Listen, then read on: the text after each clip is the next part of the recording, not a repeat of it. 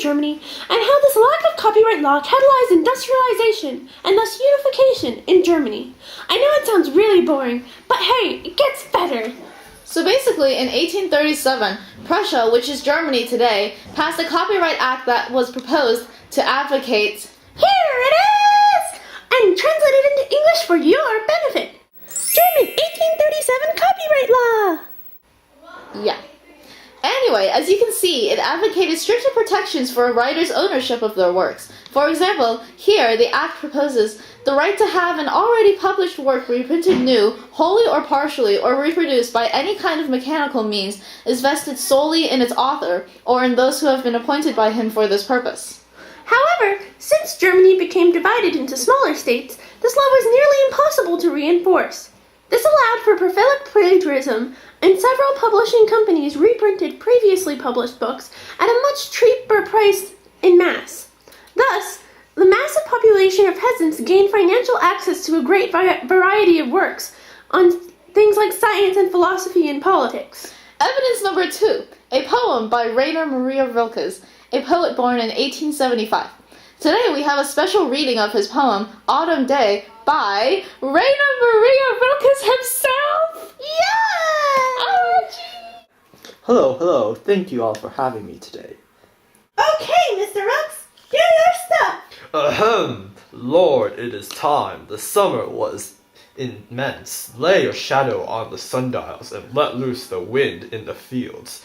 Bid the last fruits to be full. Give them another 2 more southerly days. Press them to ripeness and chase away the last sweetness into the heavy wine. Whoever has no house now will not build one any more. Whoever is alone now will remain so for a long time. Will stay up, read, write long letters, and wander the avenues up and down restlessly while the leaves are blowing. That was beautiful! Thank you very much, Mr. Wilkes. It was my pleasure. Okay, let's go about analyzing his poem then.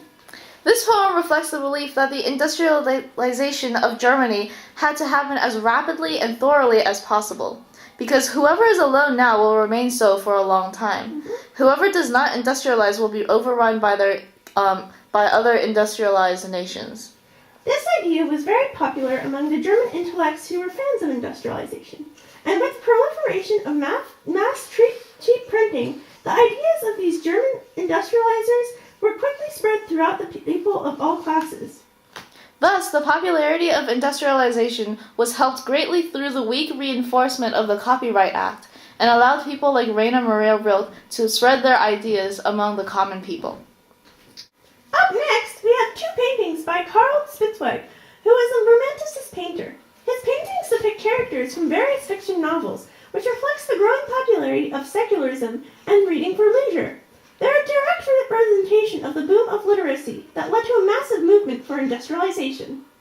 So, our second guest speaker today is Karl Spitzweig himself. Hey! Yeah! Hey guys, before you say anything, what do you all think of my beret?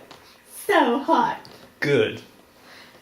So, Mr. Spitzweig, could you please explain to us the meaning of your paintings? Here it is! Sure, my paintings are called The Bookworm and The Poor Poet. In The Bookworm, I depicted an average man in his personal library reading a book and surrounded by shelves of his other books. This shows the proliferation of cheaply printed books that can become affordable to the common man in the 19th century. Awesome sauce! And here's the other one!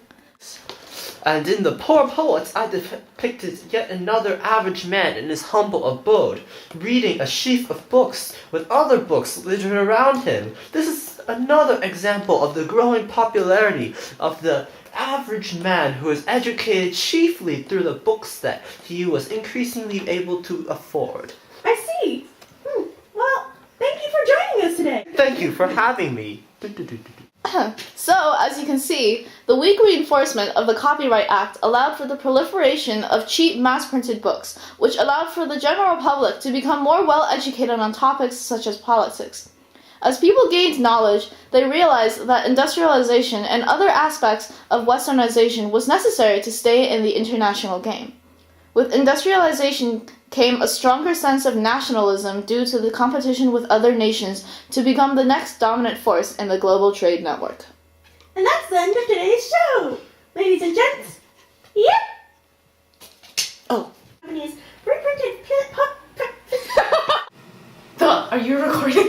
No. Well, thank you for joining us today. Thank you for having me today. Oh.